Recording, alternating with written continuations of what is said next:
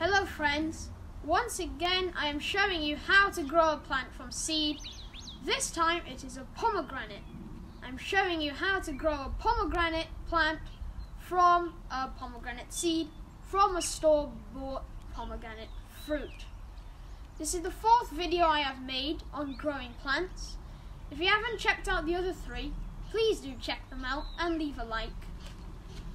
Today I am showing you to grow pomegranates because pomegranates are really nice plants and they don't grow very tall, only 5 or 6 feet if you prune them well.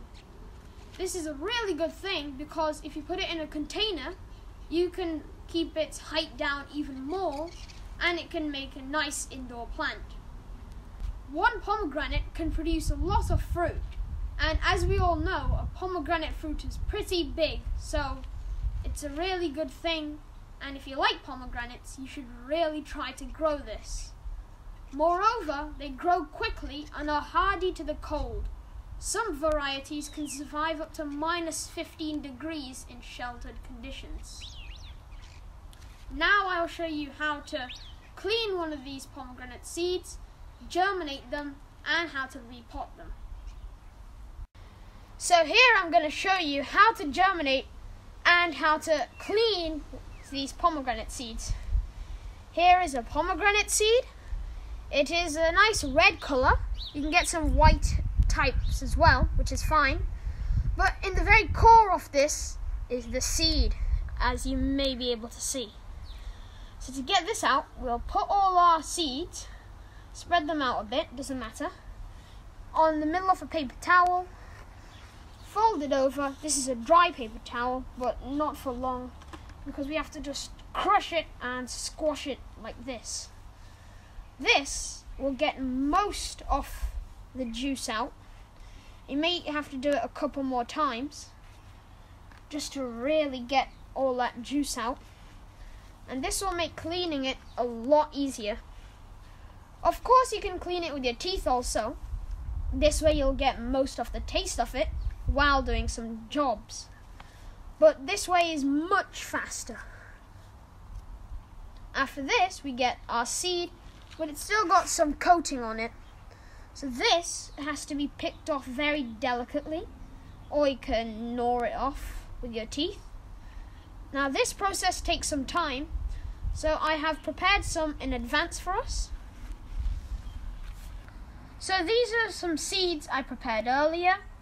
As you can see, they are very white and they're much thinner than the actual grain or like the actual seed with the flesh on. And this is what we're going to be germinating. It's essentially you clean this well because rot may take hold of your plants, and I can't say that enough. Now I'm just going to put it on this damp paper towel. You don't want it to be dripping wet, but it should be nice and damp to the touch. You want these to have a lot of moisture. And during the germination process, make sure they never dry out, as this can kill the seeds. So I'm just folding it. And this is it. Now I'm going to put this into the Ziploc bag. And we should label this, and I will soon. But this is what you're going to be germinating. Now there are many different types of pomegranate. Some of them need cold, some of them need a stratification process, which means they have to be exposed to cold temperatures for a certain amount of time, maybe up to a month. Then this will start their germination process. The type of pomegranate that we get in my supermarket is a one that really loves the heat. The plant can survive cold because it's very hardy, but the seeds need heat to start growing. Around 20 to 30 degrees Celsius is ideal for these seeds. So I'm probably going to hang them over the radiator, or I may hang them in my porch, which gets a really good amount of heat in it. Try to keep them away from direct sunlight. If they don't stay away from sunlight, that's also fine because this tissue is keeping it dark, but it should be really, really warm. And the bag should always stay moist.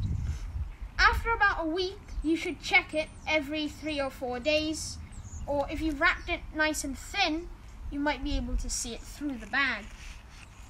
Make sure that this always stays moist, otherwise you may have a problem with it growing, or it might even die. So now I'm going to put this in my porch. Now I will show you some of my established plants. So here is my one and only established plant so far.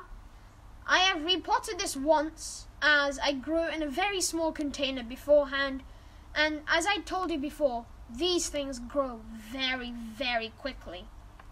As you can see, it's a very interesting feature how it's tilted towards the light. I've moved it from where it was originally, otherwise it was tilting towards the sun. So this is a really good tip. You should try not to move your pomegranate plants around too much, because they try to tilt towards the sunlight, especially at this height now that they can move around. And if you move them too much, they won't be able to get the maximum sun that they need. Pomegranates really need full sun, and they will take any sun they can get. I have grown many pomegranate seeds, but I did a lot of experimenting with them. I moved them around. I put some of them in the fridge, I put some of them in hot places, and the weather also didn't mean they got the maximum heat they deserved, which is why only one of these pomegranate plants managed to survive. Also, it might start rotting, which is why you really need to clean the pomegranate seeds thoroughly before you start planting them. Rot can kill the root and the plant, so you need to be very, very careful of that. That's why I sanded my seeds slightly the second time I tried, and now I'm getting much better results by sanding them. If you want to sand them, all you need to do is just slide them a couple times on some medium or fine sandpaper.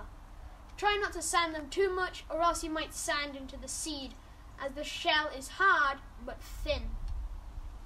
Thank you for watching, everyone. I hope you try grow these, as they are a wonderful addition to your garden, and good luck.